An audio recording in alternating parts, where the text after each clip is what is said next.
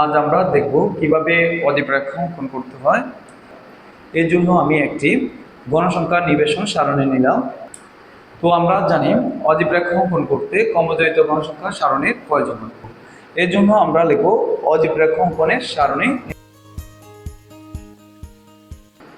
এখানে আমরা যে গণসংখ্যা নিবেশন সারণীটা নিলাম, এখানে গড়ের সংখ্যা হচ্ছে 6টি। প্রথমে আমাকে 6টি গড় টেনে নিতে হবে।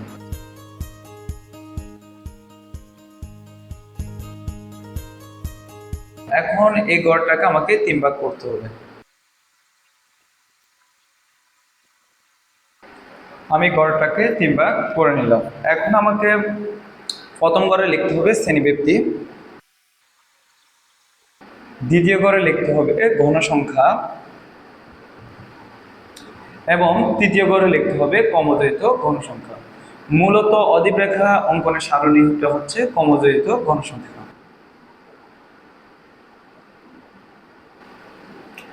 তো প্রথমে আমাকে এখানে শ্রেণীব্যক্তিগুলো দেখে দেখে শ্রেণীব্যক্তি করে লিখে নিতে হবে।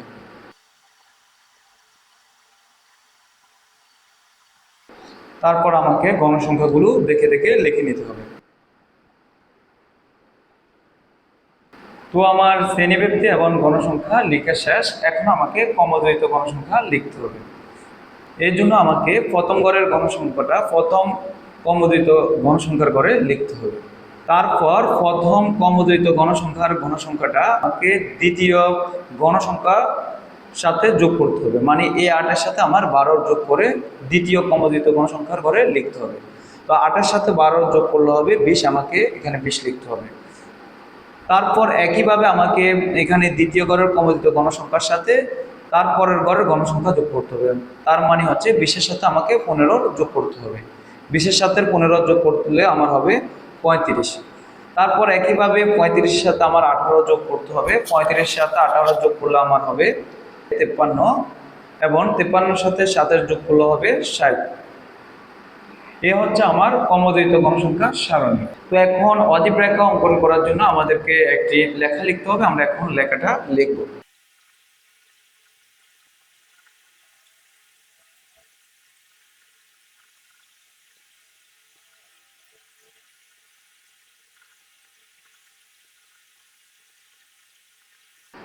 তো আমরা লেখাটা লিখলাম, ছক কাগজের এক অক্ষ বরাবর প্রতি 5 গড়কে শ্রেণীর উচ্চ সীমা ধরে এবং ওয়াই অক্ষ বরাবর প্রতি 1 গড়কে ক্রমজয়িত গণসংখ্যা 2 ধরে অদিপ রেখা অঙ্কন করা হবে। তোমরা যদি আমার পদ্ধতিতে অদিপ রেখা অঙ্কন করো তাহলে তোমাদেরকে যে কোনো অদিপ রেখা এই লেখাটা লিখলেই কি হবে, লেখাটার কোনো সেন্স করতে হবে না। এখন আমাদেরকে অদিপ রেখা অঙ্কন করার জন্য এক্স অক্ষ এবং ওয়াই অক্ষ নির্ণয় করতে হবে।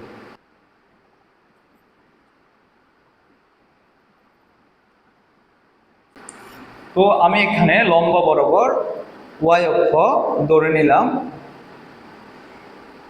এবং ভূমি বরাবর এক্স অক্ষ ধরে নিলাম। তারপর আমার এখানে প্রতি 5 গড় পর পর আমাকে 10 একক ধরতে হবে, কেননা আমরা 1 গড়কে ক্রমজয়িত গণসংখ্যা 2 ধরেছি। এই কারণে আমাকে 5 গড় পর পর 10, 20 এভাবে লিখতে হবে। 5 গড়কে 10 ধরতে হবে। তাহলে আমি প্রথম এখানে দেখলাম 10, 20, 30, 40, 50, 60।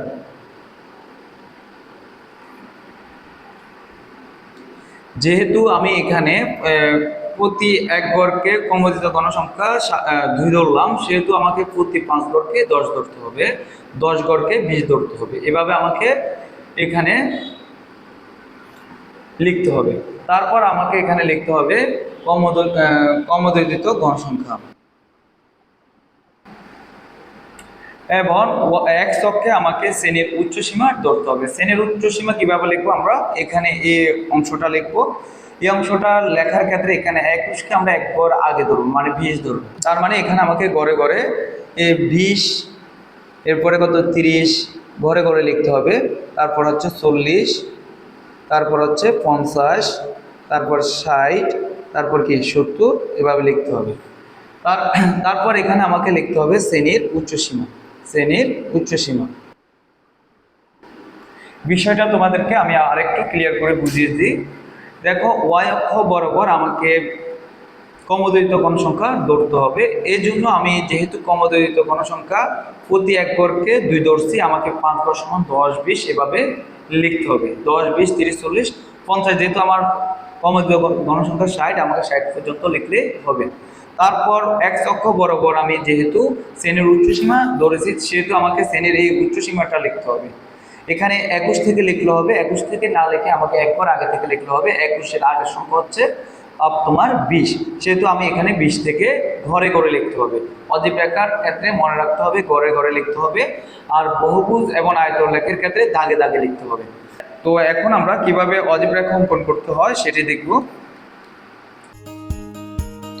বন্ধুরা, যদি ভিডিওটা ভালো লাগে একটা লাইক দিও, আর সাবস্ক্রাইব করে পাশে থাকা বেল আইকনটি অন করে রাখো, যাতে পরের ভিডিওটা মিস না করো।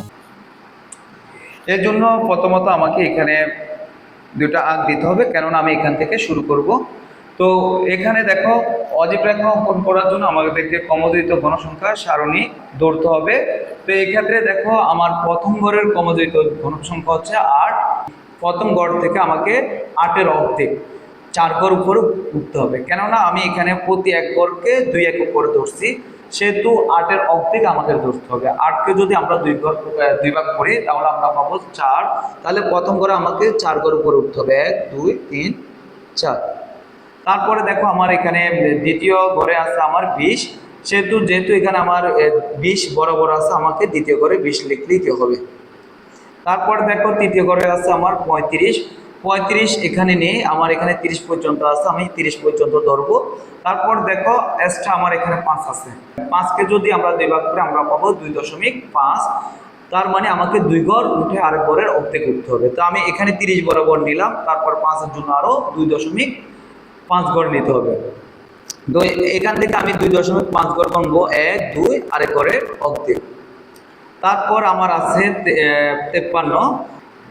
53-এর ভিতরে 50 এখানে আছে, আমাকে 50 ধরে নিতে হবে। 50-এর পর আবার আমার এখানে 3 এক্সট্রা আছে, 3কে যদি আমরা 2 ভাগ করি তাহলে আমরা পাবো 1.5। তাহলে 50 থেকে আরো 1 ঘর উঠে আরেক ঘরের অর্ধেক নিতে হবে। 50 থেকে আমি 1 ঘর উঠলাম, তারপর আরেক ঘরের অর্ধেক আমি নিলাম। তারপরে ঘরে আছে আমার কমোদিত গণসংখ্যা সারণী 60, এখানে 60 বরাবর আছে, আমাকে 60-এর এখানে দিতে হবে। তারপর আমাকে কি করতে হবে, এখান থেকে এগুলো যোগ করে দিতে হবে। আমি এগুলো যোগ করে দিলাম।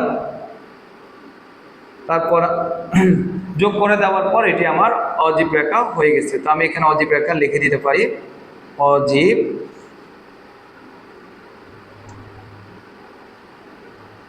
এটা লিখে দিলাম। এ হচ্ছে আমার অজীব রেখা। আশা করি তোমরা সকলেই বুঝেছো।